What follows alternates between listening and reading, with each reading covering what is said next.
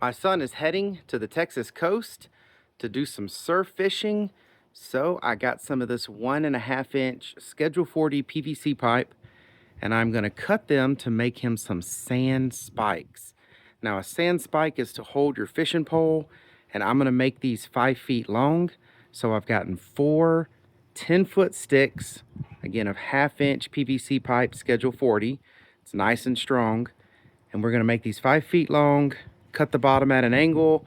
That way we can hammer them in with a rubber mallet. So then he'll have pretty much the best type of pole holders you can get for the sand. And they're very easy to make. Let me show you how to do it. So the first thing I do is I get a tape measure. I cut them at 5 feet. I'm gonna cut them at 45-degree angles, so both sides have a 45-degree angle like spike at the end. And these are all measured at 5 feet, so the 45-degree angle is gonna be cut right here in the middle of that line. Again, that makes this 5 feet and this 5 feet.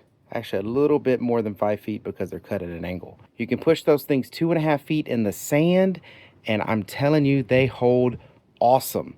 1.5 inches is also pretty much perfect for a good, strong, large surf fishing pole to slide right down in it.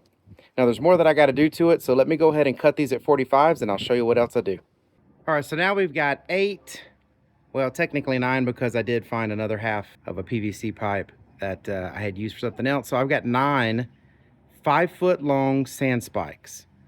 Now they're standard cut at the end like they were, but what is now the middle part here is a 45-degree cut.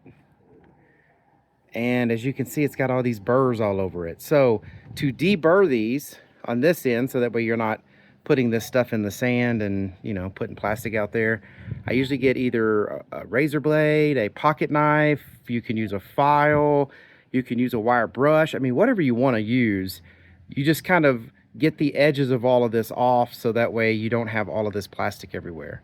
So I'm fixing to do that next, and then I'm going to smooth the other end, and I'll show you that. All right, so now you've got these 5-foot long sand spikes, and again, they work awesome. But there's one more step you really need to take to protect yourself and your equipment. So what I do after I get all the burrs cleaned off is I'll get a file like this one. This one's got a rounded edge on one side, flat edge on the other, or you could even use something as simple as like a little razor blade like this. But what I do is I come and I take off just the hard edge of this, which is great if you're using these for plumbing.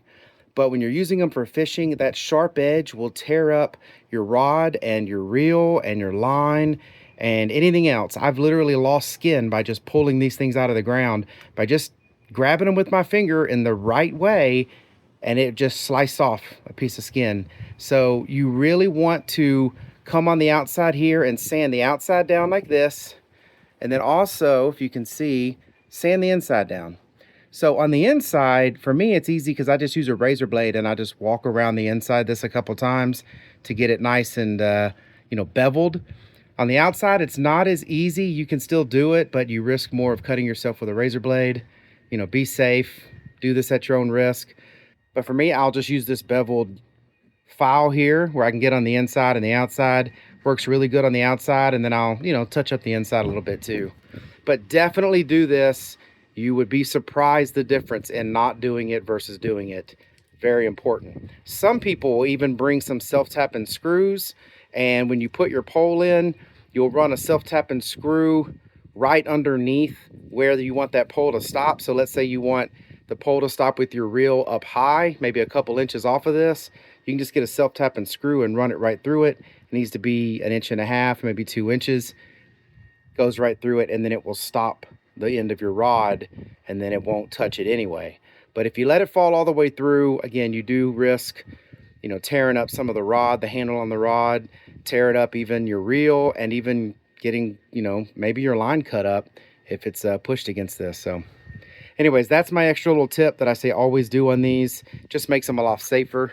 And that's about it. To get them in the ground, we use a big rubber mallet, a heavy rubber mallet, and to pull them out, well, you just kind of wiggle them a little bit and pull up on them. They'll come right out. So I hope this information was helpful. Thank you very much for watching.